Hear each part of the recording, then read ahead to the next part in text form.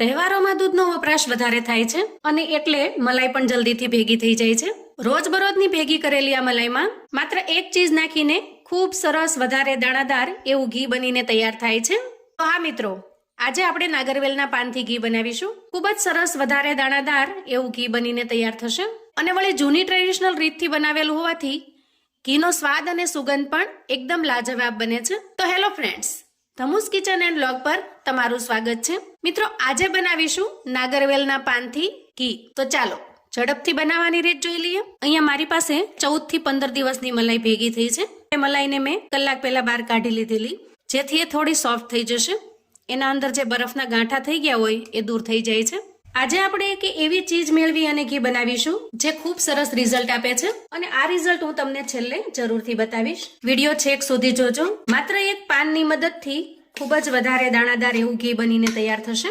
તો સૌથી પહેલા આપણે બધી જ મલાઈને એક મોટા વાસણની અંદર ટ્રાન્સફર કરી લીધી છે, કેમ કે આજે જે ઘી બનાવીશું આપણે એકદમ ટ્રેડિશનલ રીતે બનાવીશું. કોઈ પણ જાતના ઇલેક્ટ્રિક સાધનોના ઉપયોગ વગર એકદમ ટ્રેડિશનલ રીતે ઘી બનીને તૈયાર થશે.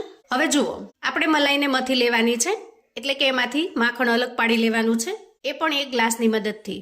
તમારું વાસણ જેટલું ઊંડું હોય એ પ્રમાણેનો ગ્લાસ તમારે લેવાનો છે. તો અહીંયા મેં એકદમ મોટો હોય એવો ગ્લાસ લીધેલો છે. હવે આપણે ગ્લાસને મલાઈની અંદર આ રીતે ગોળ ગોળ ફેરવશું. આમ કરવાથી ખૂબ ઝડપથી અને વળી કોઈ પણ જાતના ઇલેક્ટ્રિક સાધનના ઉપયોગ વગર પણ તમે આસાનીથી મલાઈમાંથી માખણ કાઢી શકશો અને એકદમ ટ્રેડિશનલ રીતથી. કેમ કે જૂના સમયમાં મલાઈમાંથી માખણ બનાવવા માટે કોઈ ઇલેક્ટ્રિક સાધનો નહોતા. જુઓ, અહીંયા તમારી સાથે વાત કરતા કરતા જ ધીરે ધીરે મલાઈમાંથી માખણ છૂટું પડવા લાગ્યું છે. કેમ કે શરૂઆતની મલાઈમાં મેં 2 ચમચી જેટલું દહીં નાખી દીધેલું, જેથી સારી રીતે મલાઈ મળી પણ ગઈ છે. હવે આ રીતે આપણને થોડું થોડું માખણ થતું દેખાય ત્યારે આપણે એમાં થોડું ઠંડુ પાણી ઉમેરવાનું છે. અહીંયા ખાસ કરીને જો ઠંડીના દિવસો હોય તો આપણે થોડું ગરમ પાણી ઉમેરવાનું થાય અને જો ગરમીના દિવસો હોય તો થોડું ઠંડુ પાણી ઉમેરવાનું થાય. તો જુઓ, અહીંયા ગણતરીની મિનિટોમાં જ ફટાફટથી મલાઈમાંથી માખણ છૂટું પડવા લાગે છે. આ રીતે ગ્લાસને આપણે ફેરવતું જવાનું, જેથી વલોણાની જેમ મલાઈમાંથી તરત જ માખણ છૂટું પડવા લાગશે. મિત્રો, આ રીત એટલી અસરકારક છે કે તમે જો મિક્સચરની અંદર અથવા તો બ્લેન્ડરથી મલાઈમાંથી માખણ કાઢતા હશો તો આ રીતથી એનાથી પણ ખૂબ સરસ અને ઝડપથી બનીને તૈયાર થશે. હવે જુઓ, અહીંયા માખણ ઓલરેડી તૈયાર થઈ ગયું છે અને એમાંથી છાશનો ભાગ પણ છૂટો પડી ગયો છે. આ પ્રોસેસ કરતા અંદાજે 6 મિનિટ જેટલો સમય લાગ્યો છે. હવે આ ગ્લાસને આપણે ઉપર જે કાંઈ વધારાનું માખણ છે એને કાઢી લઈએ અને આ ગ્લાસને પછી કેવી રીતે સાફ કરવો એ પણ હું તમને આગળ જણાવું છું. માખણ તૈયાર થયા પછી આપણે થોડું એમાં ઠંડુ પાણી ઉમેરવાનું છે, જેથી માખણ અને છાશનો ભાગ એકદમ ઝડપથી અલગ થઈ જશે. ત્યાર પછી આપણે એમાંથી માખણને અલગ કરી લઈએ અને બીજા વાસણમાં ટ્રાન્સફર કરી દઈએ. આપણે વાસણમાં જેટલું પણ માખણ છે એને હાથની મદદથી ભેગું કરી લઈએ. તો અહીંયા આપણે બધું જ માખણ છે એ અલગ કરી લીધું છે અને આ જે વધ્યો છે એ છાશનો ભાગ છે. આ છાશની અંદરથી તમે મસાલા છાશ બનાવી શકો છો અથવા તો કઢી પણ બનાવી શકો છો. છાશને આપણે એક વાસણની અંદર ટ્રાન્સફર કરી દઈએ. હવે તૈયાર થયેલા માખણને પણ આપણે થોડું પાણી નાખી અને ફરીથી ધોઈ લેવાનું, જેથી એના અંદરનો છાશનો બધો જ ભાગ નીકળી જાય. ખાસ કરીને ઘી બનાવતી વખતે જે વધારે પડતું કીટું નીકળે છે એ આ છાશને લીધે હોય છે. તો જો માખણને આપણે સારી રીતે ધોઈ લઈશું તો કીટાનો ભાગ પણ ઓછો વધે છે. ઘી પણ ખૂબ ઝડપથી બનીને તૈયાર થશે. વધારે સમય સુધી તમારે એને ગેસ ઉપર પણ નહીં રાખવું પડે. એકદમ સરસ પરફેક્ટ એવું માખણ બનીને તૈયાર છે. તો આપણે હવે ગેસ તરફ જઈશું. આ માખણને તમે સ્ટોર કરીને પણ રાખી શકો છો. જો વધારાનું જે માખણ છે એને સારી રીતે પાણીથી ધોઈ કોઈ ડબ્બામાં ભરી અને ફ્રીઝરમાં રાખશો તો લાંબા સમય સુધી એ બટર તરીકે પણ તમે ઉપયોગમાં લઈ શકશો. અને જો એકસાથે ઘી ન બનાવવું હોય તો પણ તમે માખણને એ રીતે સ્ટોર કરી શકશો. ગેસ ઓન કરી અને આપણે અહીંયા માખણમાંથી ઘી બનવા માટે મૂકી દીધું છે. ગેસની ફ્લેમને આપણે અહીંયા હાઈ પર રાખીશું. તો જેવી રીતે ખૂબ ઝડપથી આપણે મલાઈમાંથી માખણ બનાવ્યું છે એવી જ રીતે ખૂબ ઝડપથી આ માખણમાંથી ઘી પણ બનીને તૈયાર થશે. કેમ કે આપણે માખણને ખૂબ સારી રીતે ધોઈ લીધું છે. એના અંદર જે કંઈ કીટાનો ભાગ હોય, વધારે પડતી છાશનો ભાગ હોય કે પાણીનો ભાગ હોય એ બિલકુલ રહ્યો નથી. અહીંયા જે વધ્યું છે એ માત્ર માખણ જ વધ્યું છે. ઘી બનાવવાની જે આ ટ્રેડિશનલ રીત છે એ ખૂબ સરળ છે. જો તમે ક્યારેય આ રીતે ઘી ન બનાવ્યું હોય તો એક વખત ચોક્કસથી બનાવજો. કેમ કે આ રીતે બનાવશો તો ઘી લાંબા સમય સુધી સારું પણ રહેશે અને સ્વાદ અને સુગંધમાં પણ ખૂબ સરસ બને છે. અહીંયા ચમચાની મદદથી આપણે ચલાવતા રહેશું, જેથી કરીને તળિયે ચોંટી ન જાય, કેમ કે નીચે ઘણી વખત એટલું બધું ચોંટી જાય, ખરાબ થઈ જાય કે કડાઈ સાફ કરવામાં પણ મુશ્કેલી પડે. આમ જુઓ તો મુશ્કેલથી 15 મિનિટની અંદર જ આરામથી ઘી બનીને તૈયાર થઈ જાય છે. 6 મિનિટ જેવું છે એ આપણે માખણ બનાવવામાં લાગ્યું છે, અને બાકીની જે 7 થી 8 મિનિટ છે એ આપણને ઘી બનાવવામાં થશે. અહીંયા માખણ જ્યારે પીગળે છે ત્યારે એના ઉપર થોડા જાગ એટલે કે આવા પરપોટા થઈ જાય છે, અને એટલા માટે થઈને આપણે થોડી વારે જો ચલાવતા રહીશું તો એ ઉભરાઈ નહીં જાય અને નીચે ચોંટી પણ નહીં જાય. અહીંયા તમે જોઈ શકો છો, જુઓ ધીરે ધીરે માખણમાંથી ઘી છૂટું પડી રહ્યું છે. હવે અહીંયા આપણે ગ્લાસને સાફ કરી લઈશું. તો મેં તમને શરૂઆતમાં જણાવેલું કે આ ગ્લાસ ઉપર જે માખણનો જાડો થર છે એને કઈ રીતે સાફ કરવો. તો આ જે ગરમ થયેલું ઘી છે એની અંદર આપણે ગ્લાસને ડીપ કરીશું. આ પ્રોસેસ કરતી વખતે દાજી ન જવાય એનો ખાસ ખ્યાલ રાખવાનો. ગ્લાસને થોડો આ રીતે બધી બાજુ ફેરવી લેવાનો, જેથી બધી બાજુ જે કાંઈ માખણ ચોંટ્યું હશે નીકળી જશે અને ગ્લાસ સરસ રીતે સાફ થઈ જશે. આ રીતે ઘીની પ્રોસેસમાં અત્યારે 4 થી 5 મિનિટ જેટલો સમય થયો છે, અને જુઓ ઘી લગભગ હવે બનવાની તૈયારીમાં છે. હવે આપણે આના અંદર નાગરવેલનું પાન ક્યારે ઉમેરવાનું છે એ પણ હું તમને આગળ જણાવું છું.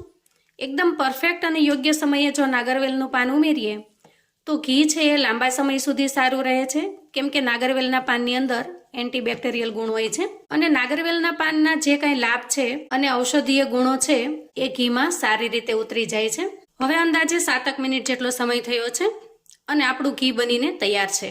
અહીંયા તમે જુઓ, હા નીચે કીટું છે એ હજી કાચું છે, એને આપણે પકવી લઈશું, પણ ઘી છે એ સરસ રીતે બની ગયું છે.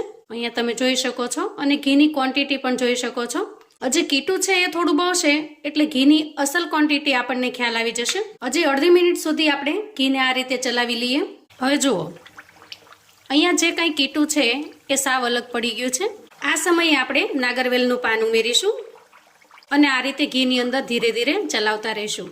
ગેસની ફ્લેમને આપણે અત્યારે ધીમી કરી લીધી છે. તો જ્યારે ઘી અને કીટું બંને સરસ રીતે અલગ થઈ જાય ત્યારે જ આપણે પાનને ઉમેરવાનું છે.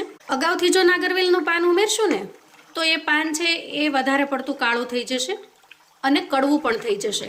હવે કેટલું ઘી બનાવવું હોય તો તમારે કેટલા નાગરવેલના પાન ઉમેરવા એ પણ સમજાવી દઉં. જો ઘીની ક્વોન્ટિટી 500 ગ્રામ જેટલી હોય તો તમારે 1 નાગરવેલનું પાન ઉમેરવાનું છે, પણ અહીંયા મારું ઘી છે એ લગભગ 1.5 કિલો જેવું લાગે છે, એટલે હું અહીંયા બીજું 1 નાગરવેલનું પાન ઉમેરી દઉં છું. તો તમારે એ માપ પ્રમાણે ચાલવાનું. 500 ગ્રામ ઘીએ 1 નાગરવેલનું પાન ઉમેરવાનું છે. આ રીતે ઉમેરવાથી નાગરવેલના પાનના જે સરસ મજાના ઔષધીય ગુણો છે એ ઘીની અંદર સારી રીતે મિક્સ થઈ જાય છે. જેમ કે ઘી લાંબા સમય સુધી પડ્યું રહેશે ને તો પણ એમાં ફૂગ નહીં વળે.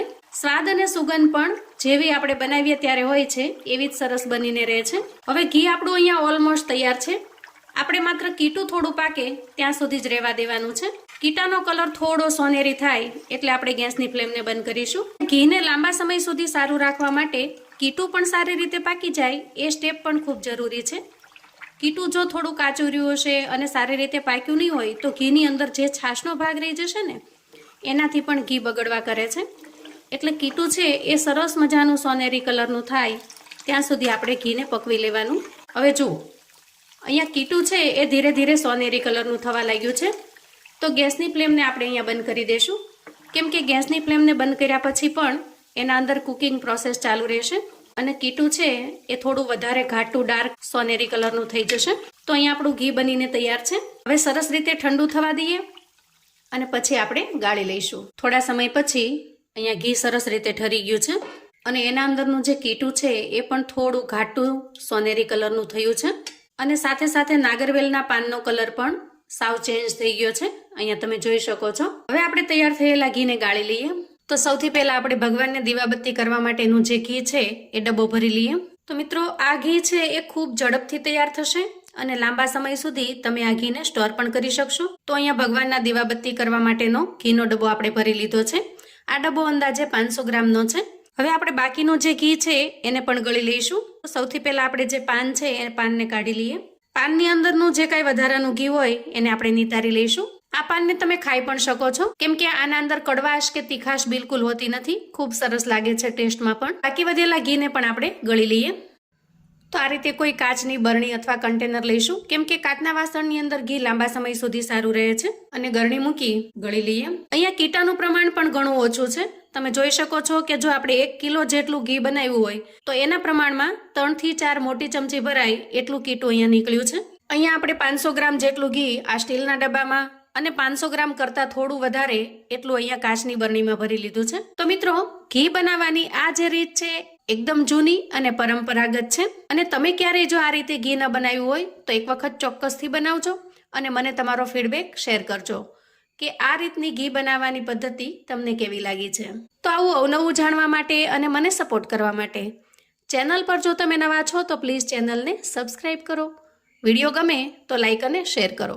તમારા સગા સંબંધી મિત્રોને પણ આપણી આજની એકદમ ટ્રેડિશનલ રીતે ઘી બનાવવાની જે રીત છે એ ચોક્કસથી મોકલી આપજો, જેથી એ લોકો પણ આ રીતે ઘી બનાવીને તૈયાર કરી શકે અને લાંબા સમય સુધી સ્ટોર કરી શકે. કોમેન્ટમાં મને ચોક્કસથી જણાવજો મિત્રો કે આપણી આજની ઘી બનાવવાની આ રીત તમને કેવી લાગી છે. ફરી મળીશું એક નવી રેસિપી સાથે. ત્યાં સુધી આવજો મિત્રો.